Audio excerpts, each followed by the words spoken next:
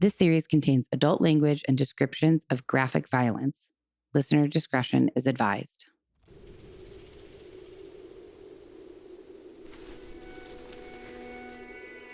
I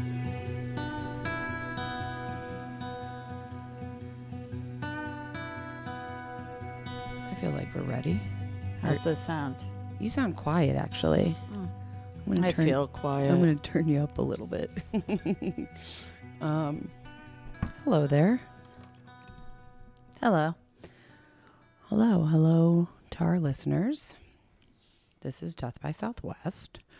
I've given up reading our little intro, but I do have a teaser. I know I didn't do that last week, but I do have like that little teaser of the episode that I'm going to read before I have a few little things to discuss. Okay. Okay. In this gripping episode, we plunge into the harrowing 2015 murder of Ernie Ibarra, a devoted father of 5 who was violently abducted from his own home and later found dead. We unravel the web of secrets and lies that cloud this case and delve into the intense investigation that exposes dark, personal motives behind Ernie's tragic demise. We will also uncover disturbing truths that will have you asking yourself, can you ever truly know someone? Did you know that parents rank financial literacy as the #1 most difficult life skill to teach? Meet Greenlight, the debit card and money app for families. With Greenlight, you can send money to kids quickly, set up chores, automate allowance, and keep an eye on your kids' spending with real-time notifications. Kids learn to earn, save, and spend wisely, and parents can rest easy knowing their kids are learning about money with guardrails in place. Try Greenlight risk-free today at greenlight.com/Spotify.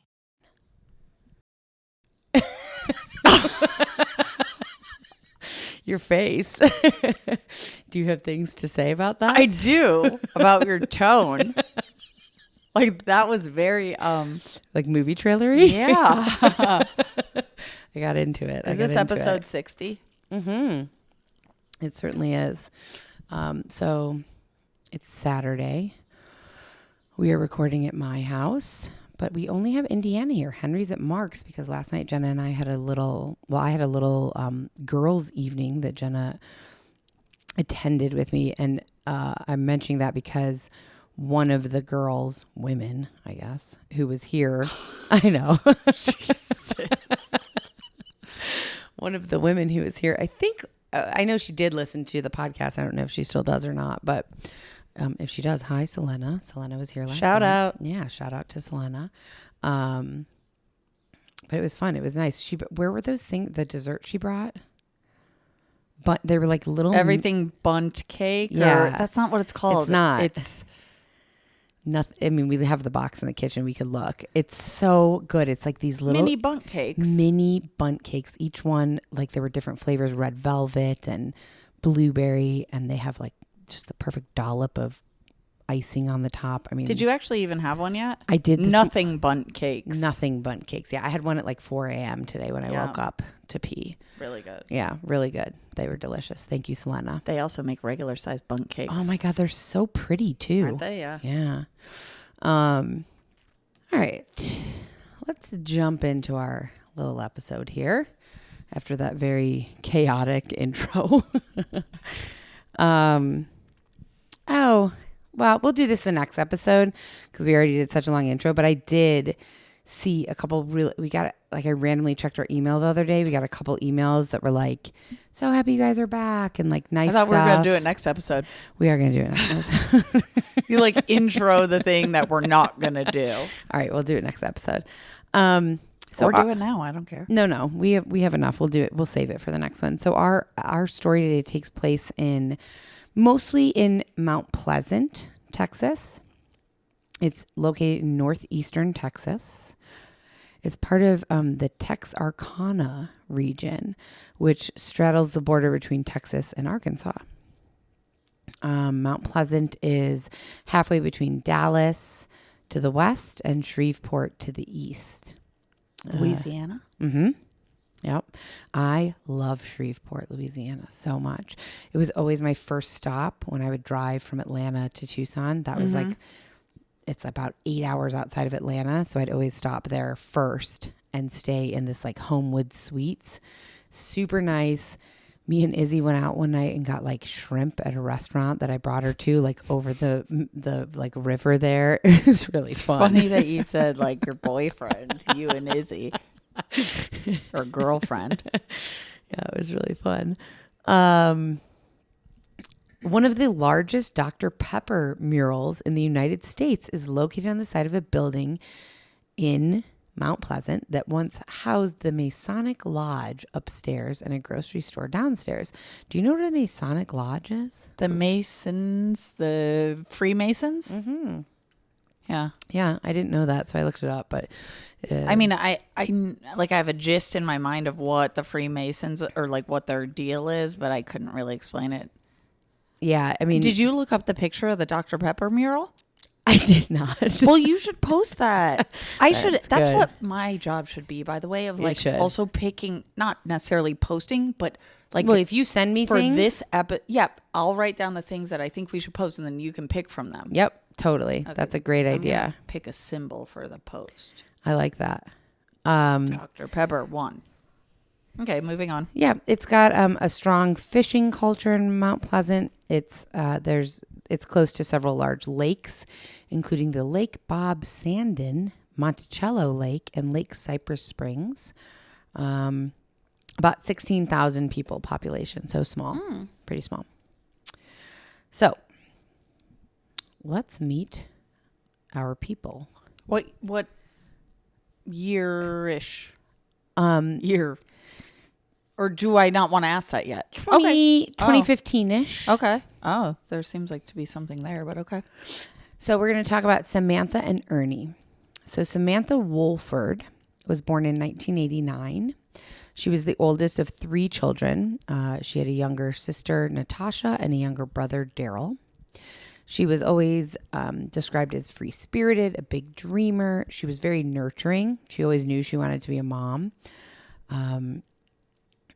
And when she was 19, that dream came true a little bit early. She became pregnant with her high school boyfriend with twins.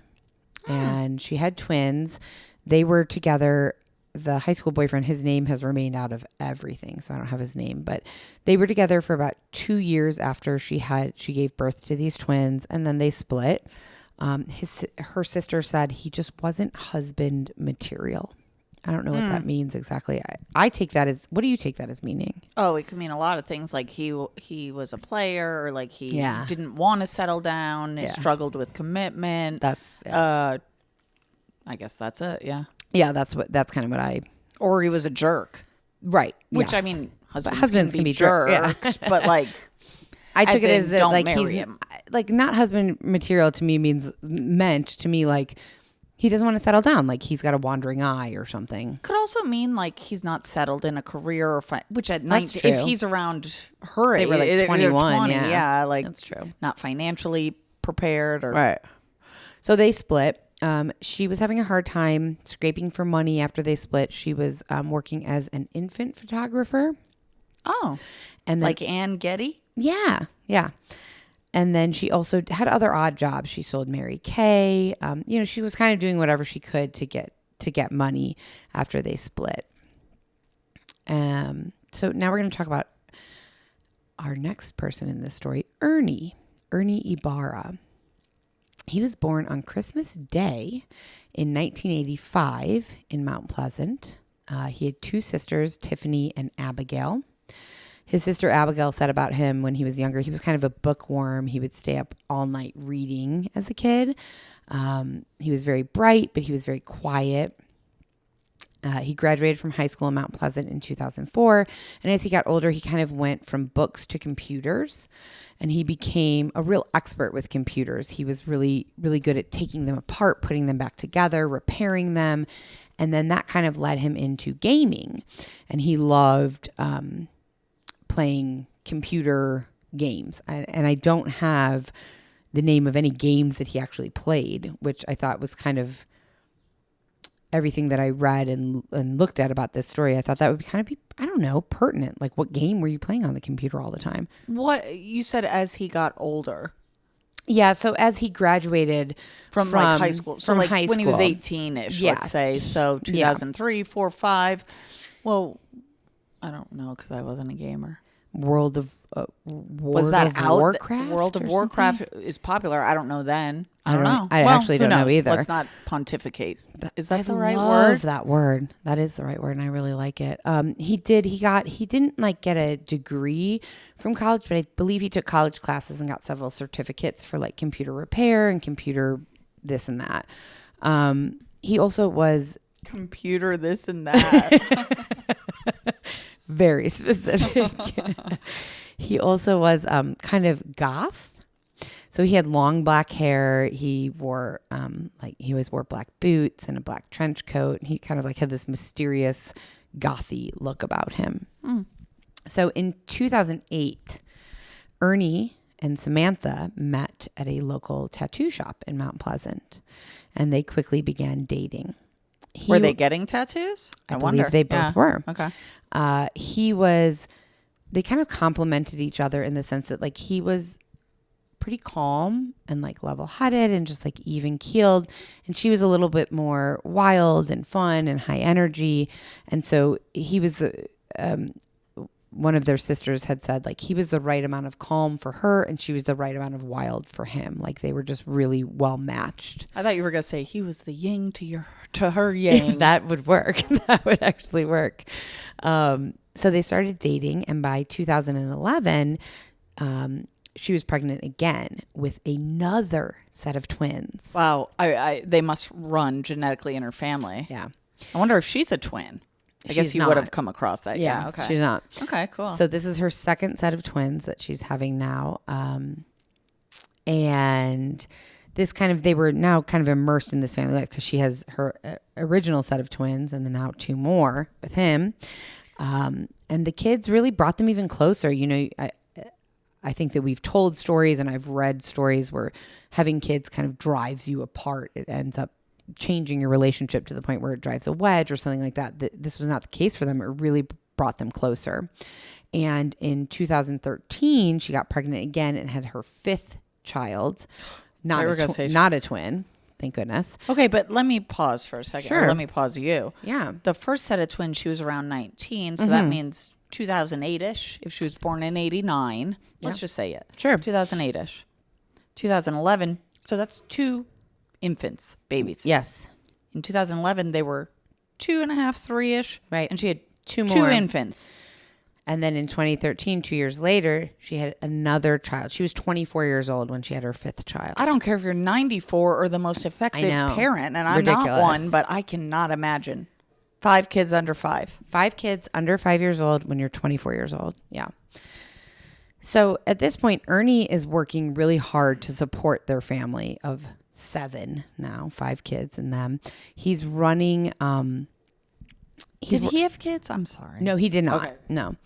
So he is running, he's kind of doing this like computer type business for a bat manufacturing company. They make baseball bats.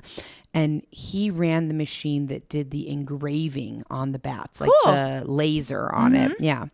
And then he would work nights at Little Caesars Pizza. I wish I could have come up with it. What is it? Pizza. Thank you. I saw your face. You were like really wanting to be there. First, I wanted to say yum, which I still do. Pizza. Oh, that's awesome. So he's working a lot. And Samantha thought at this point, she was like, well, what can I do? She's home taking care of the kids. That's her job. But she wanted to contribute. So she thought, I'll start a YouTube channel, make some extra money. So she started making videos. And in her videos, she talked about her personal interests. She shared details of her life, the kids, the challenges she was facing as a young mother. 5 kids under the age of 5 as a 24-year-old woman. That's a lot. Any age. Any age. Yes, any age. No, that's truthfully. my opinion. I'm I sure agree. it does make a difference when you're young, but like, good grief. Kudos. So she really got into the YouTube thing. With each video she posted, she kind of got like more encouraged to keep doing it and keep doing it. She really wanted to be seen and known. She wanted people to know who she was. Ernie, on the other hand, didn't really care for this. He didn't like how much she was sharing on YouTube, because she would talk about not only their kids and being a young mother, but about their relationship. Sure. Her day-to-day life, which was the family. Right. Yes. So around this time, after they had their third child together, her fifth, she was like, okay, we have kids. We're living together. Like, we're doing the domestic thing. I want to get married. And so she's putting a lot of pressure on him to get married. And finally, in 2014, he did propose, and they kind of went off. I'm not sure why, actually. They went to Hope, Arkansas. It was close by, and perhaps you could get married quickly there. I don't know. I didn't look into it, if I'm going to be totally honest. And they got married in 2014. Cool. Yeah. So on February 20th, 2015, just after 2 a.m., Rosie Wolford, who was Samantha's mom, she was out on the town with her daughter, Natasha, Samantha's younger sister. They were at a karaoke club. They were having a really fun night, and they were just heading home. So the bar was closing, and they were getting ready to go home when Rosie got a call from her daughter, Samantha, who was 26 years old at the time. And at first, Rosie's kind of standing outside the bar with her other daughter, Natasha, talking to the owner, just shooting the shit, and gets a call from Samantha and is like, I can barely hear you. Like, she can't really hear anything. It's muffled. It's difficult. But she heard very quickly, she recognized panic in Samantha's voice. And she couldn't hear what she was saying, but she did catch, they took him. And then Rosie began to understand that Samantha was talking about her husband, Ernie, who was 29 years old at the time. And then things kind of cleared up. She could hear her more clearly. And Samantha was saying, there's intruders. They took him. They kidnapped him. I'm tied up. And now Rosie, her mom, is freaking out, rightfully so. And so said, get in the car, to her other daughter, Natasha. They got in the car. She's like, we're going to your sister's. They're heading to Mount Pleasant, but it's about an hour away. I understand why. Well, I guess at first I was going to say that seems a little dangerous, but they took him, so they're not there. Whoever Right. they are, yeah. Right. Okay. So they're heading to Samantha's house, about an hour away in Mount Pleasant. And when she gets in the car, Rosie calls her sister, Ginger, Samantha's aunt. And Ginger says, well, we should probably call 911, because Rosie's obviously like, this is her daughter. Her daughter's tied up. Her son-in-law's been kidnapped. That's all she knows. She doesn't know anything else. She's like freaking out. Sure. She's driving. And so she calls her sister. Ginger's like, let me call 911. And Ginger lives about 10 minutes away from Samantha. So she's like, I'll call 911 and then I'll head over there with my husband. And so Ginger calls 911 and then heads to Samantha's house. And Aunt Ginger and her husband arrive before law enforcement does. Rosie is back on the phone with Samantha at this point, and is telling her, like, your Aunt Ginger's coming over, yell so that she can hear you and find you in the house when she comes in. And so Ginger and her husband walk in the house. They hear Samantha yelling, and they head upstairs and find Samantha tied. Her hands are tied behind her back. Her ankles are tied, and she has a gag around her mouth, and she's laying on her side in the bedroom upstairs on the floor. Okay. She's crying. She's trying to talk through the gag in her mouth, saying somebody broke into the house, kidnapped How did she Ernie. call her mom? Oh, it's a great question that we will certainly get to. I'm just glad to see on your face that you didn't miss that, because I was like, what? Yeah, it's very weird. Okay. So officers arrived shortly after. At the point that officers are kind of walking in the front door, Aunt Ginger is walking Samantha down the stairs. So they've untied her, ungagged her. Yes, and they're bringing her down the stairs. The kids are all asleep upstairs. All 5 of them. Thank goodness. And the officer says to Samantha, like, let's leave the kids. Let me just get your initial statement. And then we're going to want to act quickly, because if your husband has been kidnapped, like, there's a good chance he's still alive. And hopefully he'll stay alive, but we need to find him. So let's go downstairs and talk. So come down. They get an initial statement from Samantha. She says, intruders broke in and they took her, there were multiple intruders, and they took her upstairs, tied her up with her hands behind her back. They tied her ankles. She was, the officer had said, like, she looked white as a ghost. She was terrified. She was shaking, telling the story. And so as she's telling one officer the story, the other ones are kind of walking around the home, taking photographs. And then they start hearing the kids are coming awake upstairs. Eesh. So they try to keep things as calm as possible. They get the kids downstairs outside and loaded into Samantha's mom's car, into Rosie's car. And then investigators continue to process the scene. Seems that nothing's missing. The only valuables in the house were really like the TVs, and those were all still there. Nothing else was taken. No indication of robbery. However, there was definitely a struggle upstairs, because when they were looking around upstairs, one of the walls had like some dents in it almost, and there was a little bit of blood on the wall. And then I was going to say, how do they know those dents, didn't happen some other time. Bunch of kids and whatever. Yeah. Okay. And then behind the bedroom door, there was a lock of hair on the floor, which seemed very odd. What color? A dark hair. And then the front door, the biggest thing was that the front door was completely shattered. And I actually saw pictures of this. It was like a wooden front door, but it had one of those kind of oval glass inserts in it. Was that like, shattered? the whole door was in pieces on the floor. Like, it looked like somebody like kicked and punched it in, and just, it was completely apart. Shambles, exactly. And then there were blood drops also around the entryway. So they didn't know exactly what happened. This kind of didn't like give that good of a, it was kind of like, what? Something happened, but we don't know what. So investigators escort Samantha to the station for additional questioning and ask her to kind of retell them the details of what happened. So she says, they were like, well, what happened that night? Like, how did your night go on this February 20th? And she said, well, I came home from work. We watched some TV. We ate dinner. There was no fighting. Everything was great. Ernie was actually in a really good mood. And then we went to bed, and we weren't asleep that long. And a little after 1 a.m., I felt someone jerk the covers off of me, and it startled me. And the officer said, well, what happened? Did they drag you out of bed? And I actually have a clip, because I think she explains it better than I could ever. Jordan put the bed and slammed me down, floor face down, and pressed the blade that he had against my throat. They got him down the stairs and left me upstairs with a guy holding a blade on me. And I could hear him hitting him in the living room and yelling, but I couldn't tell what was being said. And then they told him to bring me down.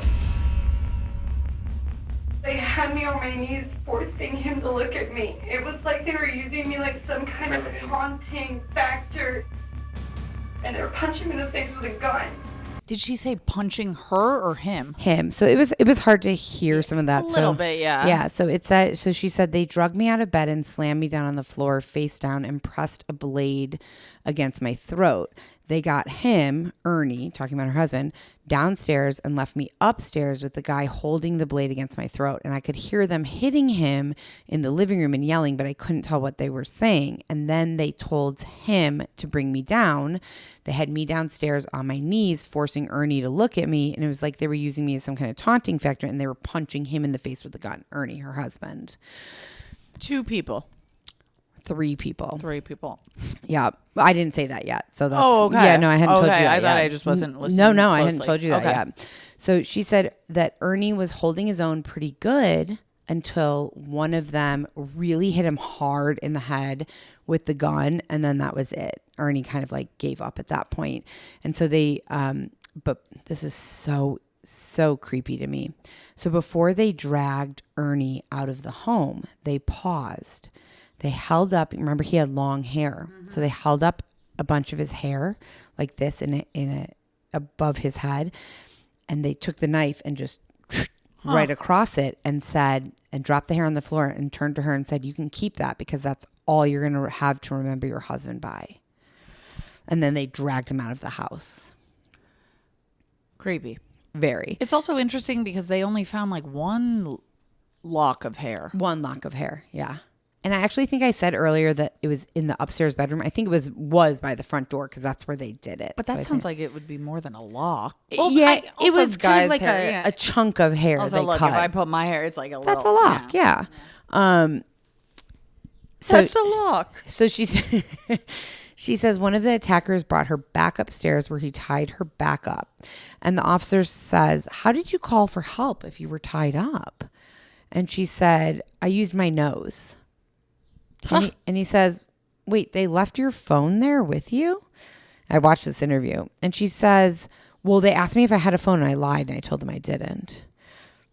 And he said, the officer said, okay, well, if you were tied up on the floor, even if they did leave your, like, how did you get to it? Yeah, where was it? In your pocket? pocket? Like and you what? shimmied?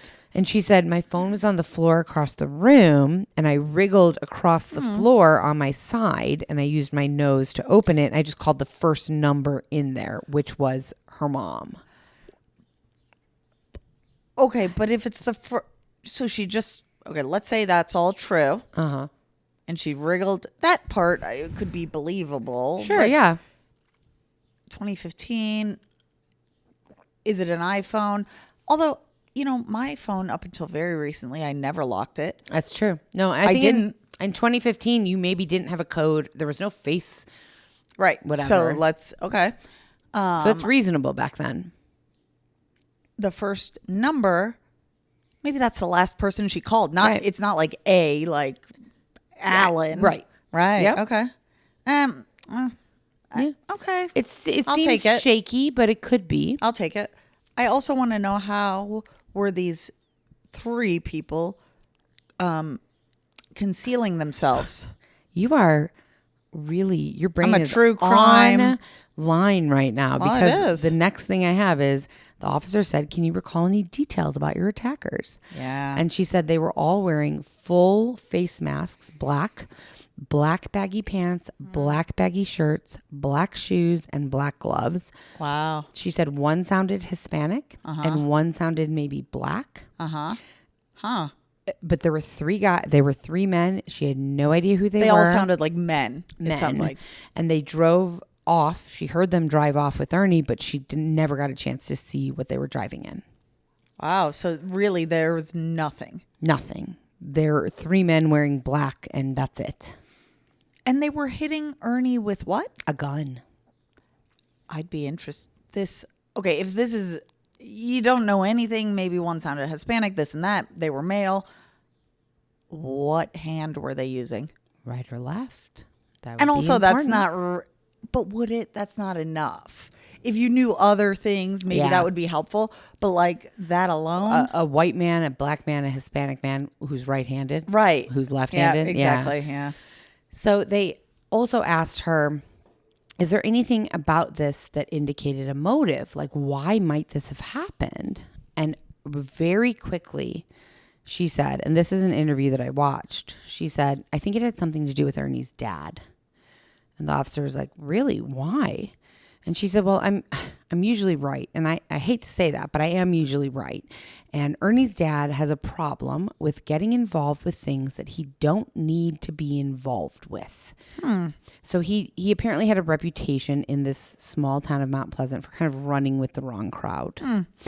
And then Samantha also said that the intruders made a statement that they were going to go to Ernie's father's house after this. And so she said, maybe this is retribution for something that Ernie's dad had done in the past or a debt he never paid, something like that. She said that the intruders also said that Ernie's dad had narked on somebody. And That's where this came from. Yes. Or that came from. Yes. Okay. And then well, yeah. he narked on someone, that person got arrested, and they were there for payback. So this is all speculation, but this is kind of what Samantha's This speculating. is what she said. Right. Or whether she's speculating it or she said it or she made it up. It's what she said. It's what she said to the investigators. Huh. So investigators were like, okay, well, we can't chance this. So let's send officers to Ernie's father's house. So officers are kind of they send two officers racing to get to Ernie's father's house. And Samantha is still in the interrogation room talking to investigators and says, Ernie might have his phone on him still. And Track it? That's a key piece. I mean, like, that's a key piece of evidence. So that she gave the investigator his phone number, and they contacted the cell provider, and they did a phone ping. And they found out that his phone, they located his phone at 3:20 a.m. and it was in a residence in Pittsburgh, Texas, a nearby town. Okay. But this is nowhere near Ernie's father's house. So this is kind of like random. And they asked her, like, do you know anybody in Pittsburgh? And she was like, no, I have no idea. It's also kind of odd. And I'm not saying that the investigators or police or whoever weren't already going to go there, or they weren't already, that was like on their agenda to say, might he have his phone? Right. But it seems kind of odd that She alerted it to them. Yeah. I mean, or it's smart. But I feel hesitant about her. Yes. So as soon as they pinged his phone and found out that it's in this like nearby town of Pittsburgh, they then also sent officers there. Let's go see. Let's find it. So they went to where the location was, but the phone nor him were there. No one was there at the location of the ping. At the residence, at the home. Yeah. No phone, no Ernie, no phone. And then very shortly after that, the phone was turned off. So they couldn't ping it. They tried to continue pinging it to see, like, okay, well, did he move? And they couldn't ping it anymore. No. So that was it. I'll tell you where my head goes. Not that anyone cares. But like that, okay, so that home presumably was dark. No one was home. Right. Maybe where does my brain go? That the phone was like really well hidden, and someone was there really well hidden, and they saw the cops or investigators and turned it off, and then said, shit, turn it off. It's totally possible. We'll find out. So officers also at this similar time finally make it to Ernie's father's home. Mm-hmm. No one's there. It's dark. There's no indication that there's been any kind of break-in, struggle, nothing. Everything looks like as it should. So the officers come back to the station and they're like, well, let's look into Ernie's father. So they pull his records. Ernie Ibarra Sr. is his father. So him and Ernie's uncle, Ernie's Sr.'s brother, had reputations in this very small community for kind of being involved in the past, kind of the distant past, for being involved in some criminal activity. They had been arrested numerous times, but the last time that either of them had been arrested was years and years and years ago. It kind of seemed like police were like pouring through their criminal history, and they were like, well, it's been a really long time since any of them had been in trouble. So it seems like they've kind of like, they're not in that anymore. They were in like their 20s or right. Whatever. And now they're in their, 50s or whatever. Yeah. And they've kind of settled down. So that doesn't really say much. Like, it could, but it doesn't really. It doesn't. Like, Samantha had indicated when she mentioned Ernie Sr., like, he may be involved with the cartel, this and that. But again, it had been years. So they, again, continued to dig through his past, but they didn't find anything indicating that, like, he would be connected to this. It had been too long since he had been in trouble. He had been kind of on the straight and narrow for a long time. So they were like, this is not related. And even if he had something last week, sure, that might have urged them to further look into him, but ultimately there's still nothing. There's no nothing. evidence. No, there's nothing. And so the fact that he hadn't been in trouble for so long and there was nothing actually linking him, they were like, well, unfortunately, this is our biggest lead at the moment, but it's nothing. So we have to let this go. Yeah. So even though Ernie Sr. had seemed to clean up his act and managed to avoid kind of run-ins with the law in recent years, Ernie, Samantha's husband, was a different story. So detectives were also looking into Ernie, and they learned that Samantha had called the police on Ernie just 6 months prior in 2014, so the previous year, but not that long ago, alleging that he had attacked her. He threw a box that was like a heavy box filled with stuff at her. He threw it at her, and he was abusive. Ernie's family at the time was adamant that, like, this is not true. Also, I'd say to that family, I'm not saying they're wrong, but also, well, How do you know? Well, right. You never know what's going on in He might be a somebody's lovely relationship. son and sibling and nephew and all the course. things, but you don't know. Right. So Ernie was, at that time, about 6 months prior to when our story is taking place, he had been brought in for questioning and he was arrested. And as part of that arrest, an emergency magistrate's protective order was issued against him. I didn't know what that was, so I looked it up. An emergency magistrate's protective order is a legal measure issued by a court to provide immediate protection to the individuals who are in immediate danger of domestic violence, harassment, or stalking. How do they do that? How do they protect them? Well, it's issued by a magistrate or judge, often after an arrest. And it's designed to offer kind of like a temporary protection until a more permanent restraining order can be put in place. Gotcha. Yeah, that's what I was wondering. Is it a restraining order that happens immediately? Yeah. Which, of course, Yes. let's do the best we can. We, they. Right. And also, restraining order. I mean, it it's a doesn't- piece of paper. Right. It's Unless not, someone's just really there's not an officer sitting out front. Right. Like, If someone's afraid of being arrested and they're, I don't mean they're not that big of a criminal, but you know what I mean. Like, fine, they'll honor it. But Right. if they don't, like, if somebody doesn't, like, you can if they never don't care, they don't care. Exactly. Just like the law. Exactly. If they don't care about the law. They're going to murder you, Right. attack you, whatever. So now officers, after learning this, they're wondering, like, why is Ernie even at the house? Because this order of protection was still in place. So, like, why is he even there to be kidnapped from your home when he's not supposed to be around you? Right? So they questioned her about the marriage and the protective order. She said, well, we made up, we got back together, everything was fine. And they said, well, what were your issues? Like, was it money? Was it finances that you were fighting about? And she said, money was never something we argued about, never any issues. One officer, one of the investigators said she painted a really rosy picture. Like, she was like, everything's fine now. Nothing is wrong.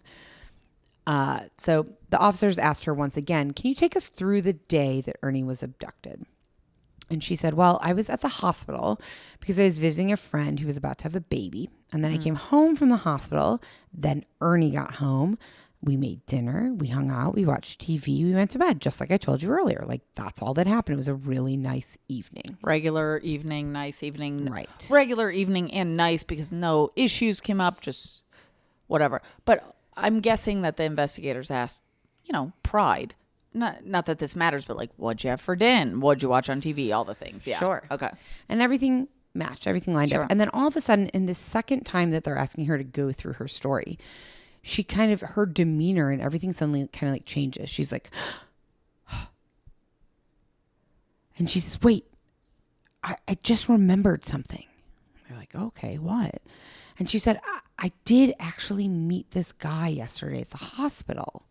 His name was Johnny Reb. That's how he introduced himself. I don't know if that's his real name, but that's how he introduced himself to me. And he was there, and maybe he did it. They're like, what? Like, what do you mean? And she says, well, he was there visiting my friend. I think he the one about to give birth. Mm-hmm. And she said, I think he may have been the father of my friend's baby who was about to give birth. I don't know.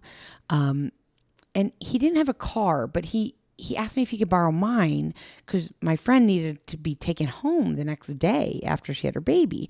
And he didn't have a car to bring her home. So I said, yeah, you can use my car, her Chevy Equinox. So, I mean, this all seems very weird to me. I met a random person at the hospital and gave them my car. Thus far, what seems most odd to me, because nothing is that like crazy, like, wow, how couldn't have she remembered or mentioned that guy? Because right now it's just a guy, a friend or a lover of her friend, right, who she interacted with. Right. But the fact that that's true. She said it could have been him. Right. It's that weird. part is the weirdest. Not that she forgot, again, right now, what I know, not that she forgot to mention this guy she kind of interacted with for a few moments. You're right. Because like you have interactions every day, a ton of them, and most of them are meaningless. Right. And it's the fact that she said it could have been him. Yeah. Yep. So she said that while she was at the hospital, this is how she kind of explained it to the investigator. She said, while I was there, I mentioned something to my friend. The friend either asked or Samantha mentioned something about how Ernie had been abusive. And to her. Yeah. And so they started talking about it. And Johnny, this guy, was standing there.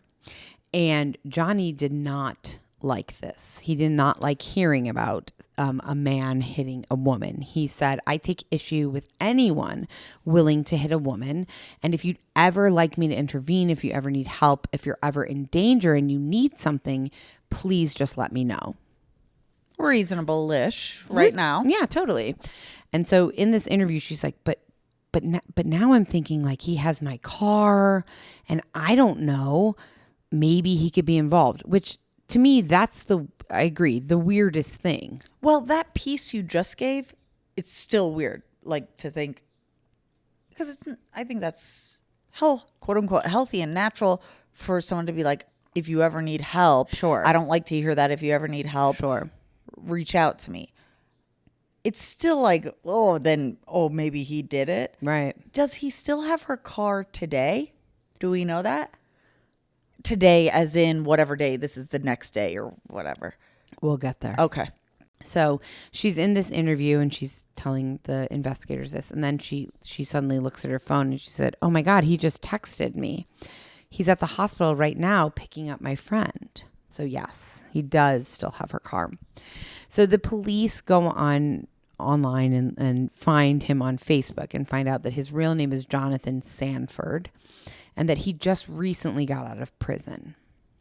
I wonder, do they do that to kind of beef up if they were going to go straight to the hospital and kind of question him or confront him or arrest him? I don't know. Like, why did they?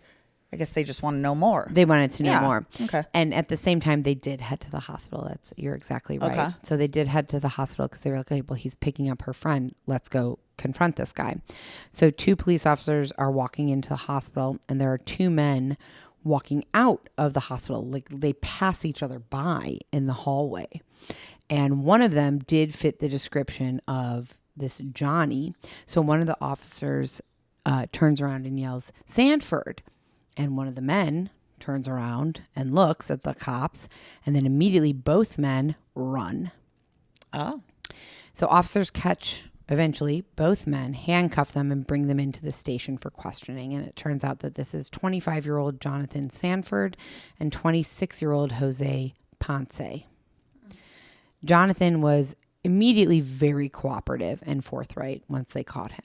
He said, yes, I actually met Samantha several days ago at the hospital when she was visiting my girlfriend, Charla Kemp. And then I met her again right after Charla gave birth. And that's when I heard about Ernie's alleged abuse. And I did tell Samantha that I could take Ernie out of the picture if she wanted me to. Which is a very different statement than I could help you. Yeah. Okay. So the day before, he had been at the hospital with his friends, Jose, who's also been caught, and another man, Octavius Rhymes. And he said, both of my friends were also very bothered to hear that this lovely woman, Samantha, had been abused by her husband. And so we offered to help her if she needed it or to possibly get Ernie out of her life by getting him locked up. And so apparently, this is all according to Jonathan, that they came up with a plan. Like, let's get Ernie out of her. We're going to help her. We're going to get this guy out of her life. So they were going to go get some meth from someone that Octavius knew. They were going to plant it in Ernie's truck and then make an anonymous phone call to law enforcement to get him arrested and then put in jail. Whoa. Yeah. Okay. That obviously is not what went down. Well, or maybe it did. So Jonathan says that Samantha agreed to this. She was like, yeah, I'm on board with this. Let's do this. And she even went with them to the nearby town to purchase the drugs and then head back to their town. So they dropped Samantha. This is Jonathan said, we dropped Samantha off. And then me, Octavius, and Jose went and got dinner. And we just decided to keep discussing this. We wanted to really hammer this plan out.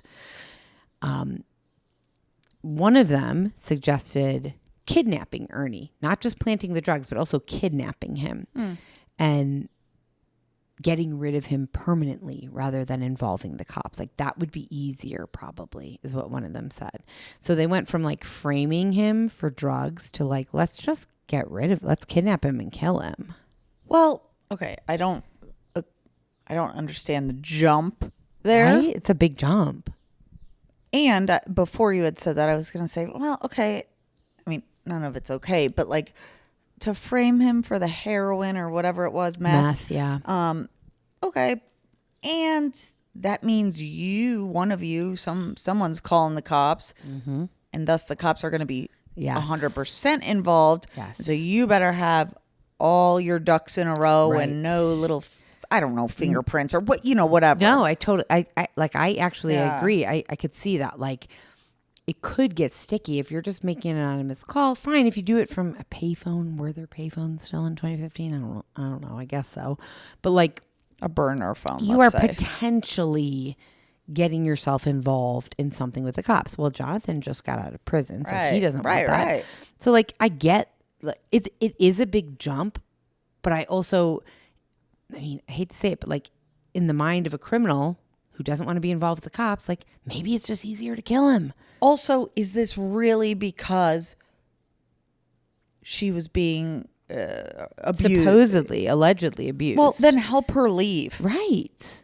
Help her and her kids leave. That's why I know, or I feel like I know, there's got to be something more. Or maybe there's not. Well, we'll find out because Jonathan says that they did mostly he said, we mostly kept Samantha in the dark about our kind of adjusted plan. She knew we were planning to plant the meth and like make an anonymous call. She didn't know that we had kind of escalated the plan to potential murder.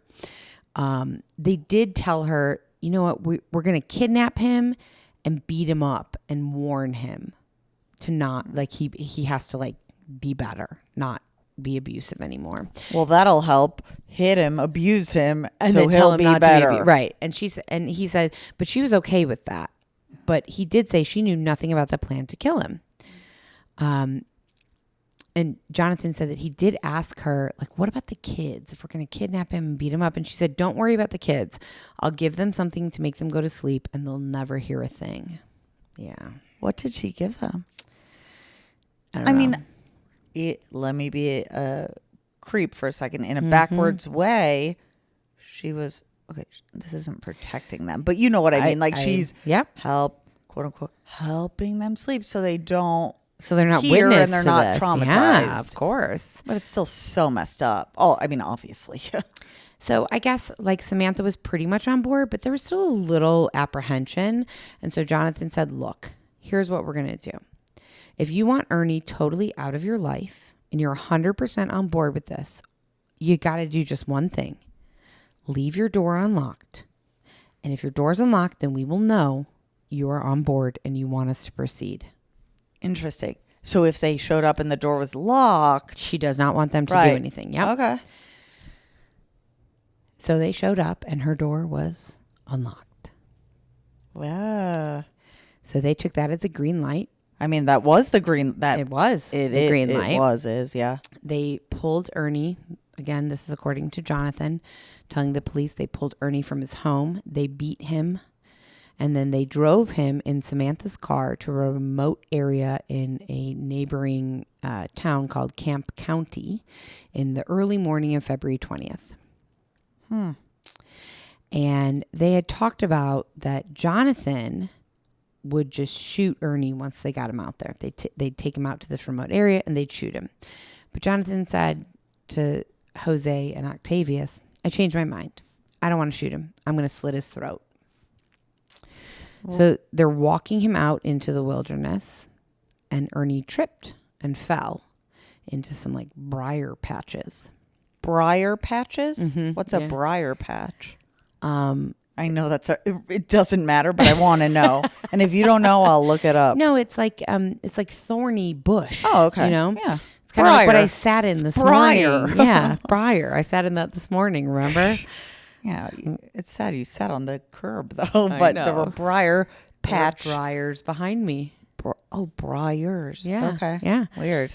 So Ernie fell into some briars while they're walking him out into like this kind of remote wooded area.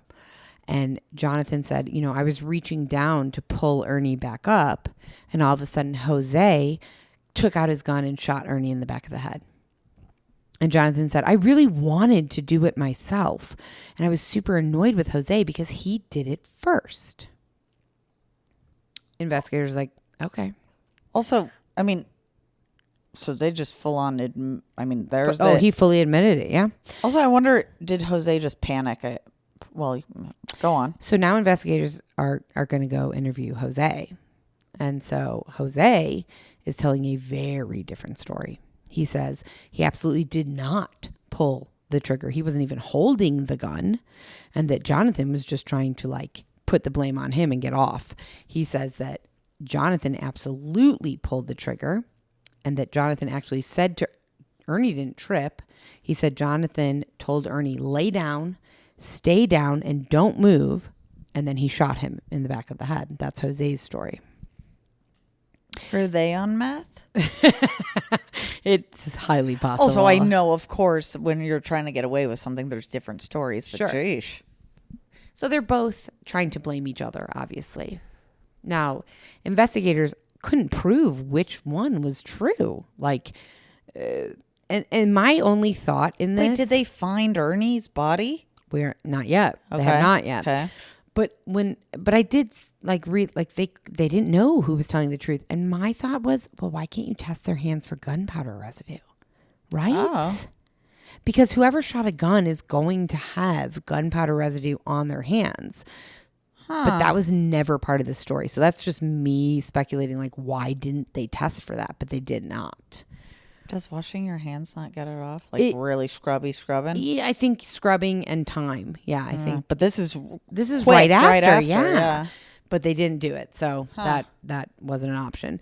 But they seem to believe that Jonathan's story was more accurate, especially because he was very cooperative. Jose was a little bit more kind of like, I don't want to talk, more standoffish. Jonathan just came right out. Which to me actually makes me think that Jonathan is just like telling a story. He's right. That's spinning exactly a what web I thought. of lies like, here. Right. But Jonathan also agreed. He said, I will take you to where Ernie's body is and where we killed him. That's why, yeah. So he went with them out to a place called Sand Crossing in Kemp County. And Ernie's body was exactly where he said it was, out in the woods, laying on his stomach, hands behind his back. He was in only his underwear. And there was some type of sheetrock tape wrapped around his mouth and head. So they had CSI come out, investigate the body. He, confirmed that he was hit in the head multiple times with a pistol, and he died from a bullet wound to the back of the head. Oh, okay. There we are. Yeah. So Ernie's family was now informed of his death. Police put out a bolo for the third accomplice because there was 3 people. They only have Jose and Jonathan. Octavius, we don't know where he is because he wasn't at the hospital when police arrested Jose and Jonathan. So they put out a bolo, be on the lookout. That's it. For Octavius Rhymes. And then they turned their focus kind of at this point back to Samantha. They wanted to kind of figure out, did she have any role in this? Like, how much did she know? And so they started talking to friends and family of Samantha and Ernie's to get a better picture of kind of their relationship. And it turns out that things clearly were not as rosy as Samantha kind of portrayed them to be. The marriage was much more tenuous and filled with a lot of anger. Ernie actually hated how open she was on YouTube. He considered himself to be a very private person, and she would talk very candidly about their every fight they had. She would kind of talk badly about him and vent about their struggles, their issues, everything they were having a hard time with. Ernie was, working 2 jobs, remember, and getting somewhat resentful that he felt she was kind of just hanging around the house complaining about him on YouTube. Oh. And so I wonder, was the YouTube, again, doesn't matter, but bringing in money at this point? Not really, but she was hoping it would. Okay. Ernie's sister said that Samantha really felt like this was going to go somewhere. She started paying less attention to the kids and acting like her job on YouTube. She was making it her job. Was more important than her children. And she really wanted to be famous. She wanted to be internet famous. And Ernie, she said, my brother didn't like that. According to Samantha's family, though, she had her own reasons for being upset with Ernie. They said that Samantha and Ernie would fight because Ernie was excessively gaming. He would come home from work on the days that he worked and go right to his computer, and he would just game all night and day. And the days that he didn't work, he was just gaming all the time. I bet there's a bit of truth in both. Absolutely.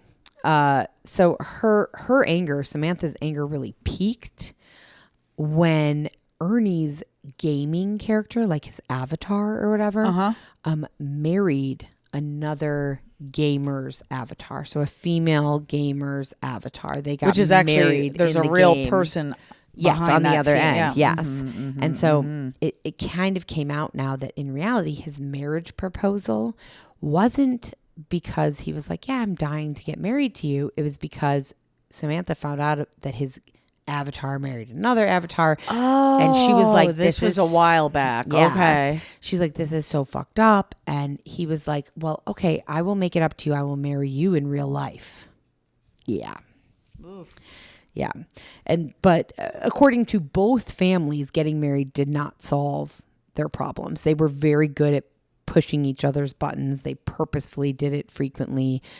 And Samantha's way of pushing buttons was by making allegations of abuse.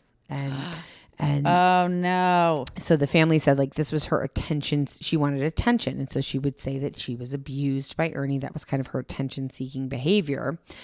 And Ernie told his mom, I never abused her. The worst I did is when we were arguing, I threw an empty cardboard box at her. And that's when she called the police, and she told them it was a full cardboard box and that I hurt her when it, and again, this is, he said, she said. Right. I know. You know, he's saying that never happened. But, you know, an unhappy marriage or like intentionally pushing each other's buttons, it still doesn't indicate one way or another whether Samantha was in on like having him killed. Sure. No, of course not. But her phone records might. She called one of these guys. So the night that Ernie was killed, police eventually were able to retrieve her text messages and whatnot. And she sent a group text to Jonathan, Jose, and Octavius that said, the cops are tracking the phone. Ditch it and move on. Which to the cops meant she is a willing participant. Well, and to me, it also means, hey, lady, they're going to be they're going to find this text at some point. Yep. Like what? Yep. So on February 23rd, 3 days after Ernie had been kidnapped and killed, police called her and said like, hey, could you just pop down here? We want to ask you a few things. And she thought she was going down there to answer a few questions and then collect Ernie's phone and any other belongings. But the reality was that she was never going to leave that police station again. So she was immediately charged with aggravated kidnapping and murder and indicted on both of those charges separately, which I feel like that's something that I should know. I've watched enough. What Crime indicted separately, but I didn't know exactly. Like, does that mean charged separate? Like there's two separate charges? Yes, and that's what I thought, but I wasn't totally sure. So being indicted on two charges separately means that you have been formally accused of two distinctly different criminal offenses, two different trials. In two different legal proceedings or documents. So each charge is treated as a separate case, has its own trial. Yep. And it can occur when the offenses are completely different in nature, occurred at different times, or offend a different part of the law. So they're going to face, so somebody's charged with indicted on two separate charges, they're facing two trials. If they were egregious enough, they could get 2 life sentences. Totally. Yeah. Totally. Gotcha. So on February 26th, this is now 3 days after Samantha's arrest, they finally found Octavius Rhymes, the third party in this. And he was arrested. Once he was in custody, he told detectives that he said, I had no idea that this was going to be a murder. I thought this was just like a joke. Like we were just kidnapping him and that was it. I had no idea until after it happened, and I was shocked. And he really stuck to this. So there was no plea bargain. There was no deal. He was going to let a jury decide. In April 2016, Jonathan and Jose both accepted plea deals. So they both pled guilty to murder, and they both got 50 years for the murder and 50 years for the kidnapping to run concurrently. So 100 years, they're dying in prison for sure. And I wonder, like, that maybe kept them from the death penalty. Yes. So that was the plea. Right. Like that was the benefit of the plea. Yes. Okay. But Samantha and Octavius, they're not willing to accept a plea deal. They're not willing to admit guilt. So they're each going to face 2 trials for one for kidnapping and one for murder. So for both of them, in Mount Pleasant, they will both have a trial for aggravated kidnapping, and then in Kemp County, they will both have a trial for murder. So in July of 2016, Octavius had his kidnapping trial. He was found guilty of kidnapping. He apparently had an opportunity to fight the murder charge at trial, but his testimony did not match what he told law enforcement when he was arrested. He was now claiming to have even less involvement than he had previously stated. So when he was first arrested, he said, well, yes, I knew the kidnapping, but I didn't know about the murder, this and this. And then now he's saying, I knew even less than I said I knew. Nobody's believing him. The jury did not believe him. They convicted him. So he was sentenced to 23 years for the kidnapping and 75 years for the murder, which is only surprising to me in the sense that this man did not pull a trigger. He did not. I mean, he was there. He was there, but he did not actually murder somebody. Yeah, I don't know. I got to think about that. 75 years. So in March 2017, Samantha had her kidnapping trial. Wait. Yeah? A part of it part of my mind goes to, well, because he kind of didn't fight it, but he didn't take a plea deal. Right. So you get a slap on the wrist. Yep. Yeah. So in March of 2017, Samantha had her kidnapping trial. She took the position, this was her kind of last ditch effort to get out of it. She said, well, I took an Ambien before I went to bed that night, and I don't remember anything. I don't remember sending a text message. Jury wasn't buying it. They convicted her of aggravated kidnapping and sentenced her to 50 years for that. And then 7 months later, her murder trial got underway. And Jonathan took the stand and was testifying against her. Oh. And he said the night of the murder, she was 100% on board with the entire plan. Ambien or not. He said, this is what she told me that night. I'm an actress and I can handle the law. Y'all don't worry about that. Y'all just get rid of him and I will handle the police on my own. So prosecutors claimed that the text she sent warning the others to turn off Ernie's phone was essentially a death sentence for Ernie, which it was. She could have still called it off at that point. She could have texted and been like, the police are on to us. Let him go. Well, and it was I don't want to say death sentence because I don't know if she gets that, but it was a nail in the coffin, so to say, for her too. Absolutely. So it was easy enough for the prosecution to kind of establish her role in planning and executing the murder and evading police. And she did end up getting convicted. But the real question and the real challenge in this came from showing a believable motive. Why? Right. Why all of this? Why? I mean, I don't want this to sound minimizing, callous? But even if Ernie was abusing her, was the real shitty husband. There's a million other ways than murder, of course. No, I don't think that's minimizing. So, what is the motive? Domestic abuse is terrible. You don't have to kill the person, though. And I know There are it other can drive options. people, but this is very... as calculated or as planned as this was, whether it went off plan or not, it was talked about, planned. Well, you could have talked about it and planned how to leave or how to whatever, right? So, okay, so what was the motive? Or was that it? So prosecutors claimed that the motive was that she wanted attention. She thought that the abuse and then the subsequent murder would put her in the spotlight and drive her YouTube. She wanted to be famous. Yeah, she wanted to be famous. Duh. Yeah. Of course, the defense, her attorneys are claiming that she knew nothing about it. She didn't even know about the kidnapping.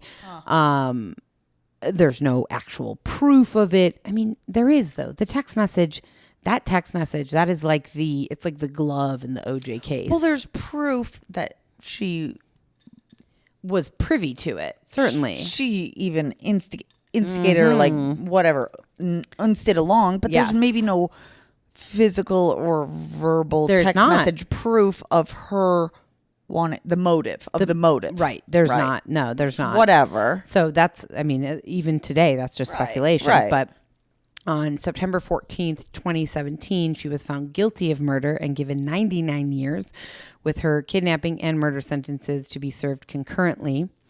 So she'll have to make parole on her 50-year kidnapping sentence before she'll even start serving her murder sentence, which means she will very likely die in prison. Yeah. I mean, 50 years. 150 years.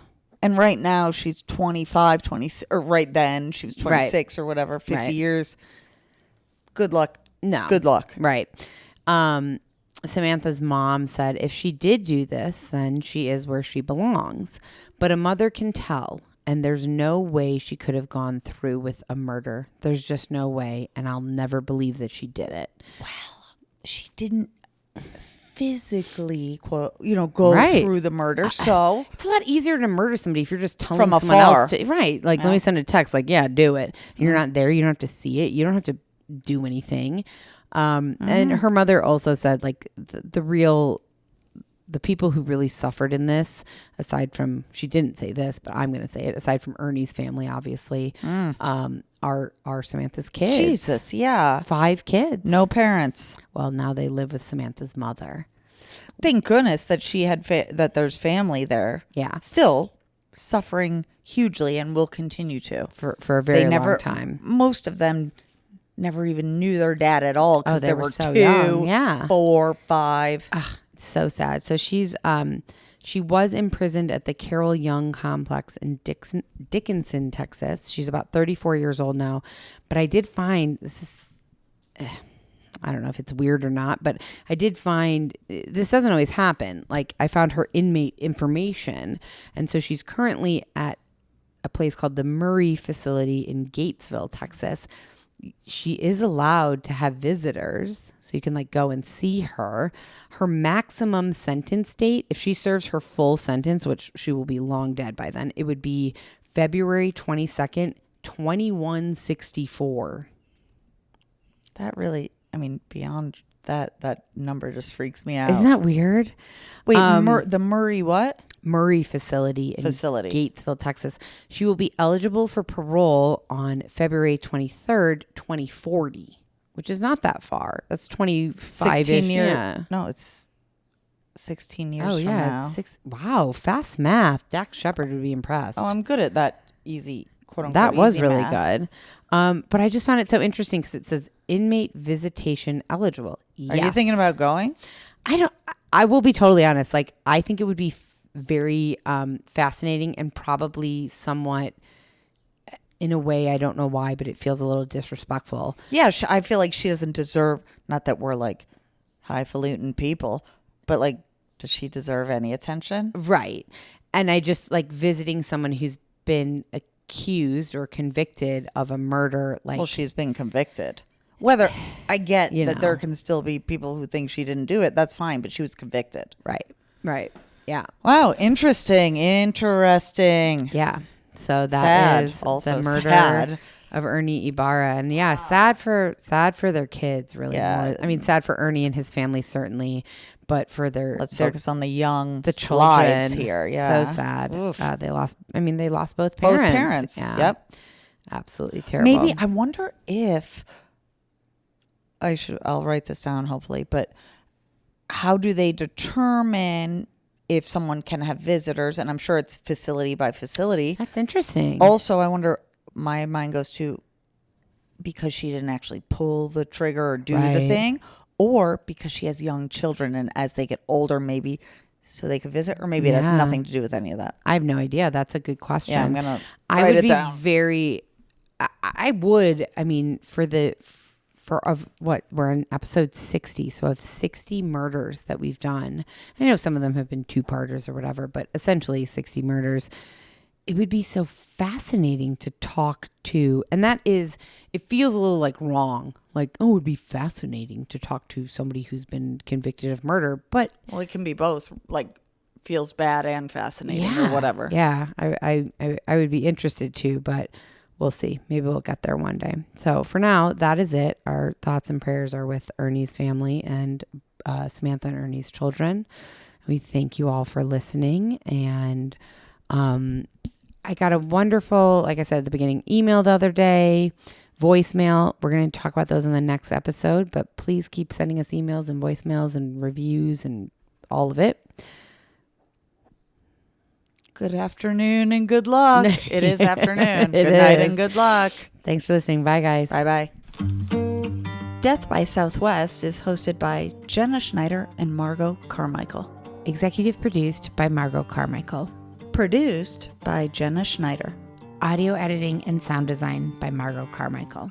Music by Soundstripe. And a special thanks to Edward R. Murrow for letting us borrow his famous sign-off phrase, good night and good luck.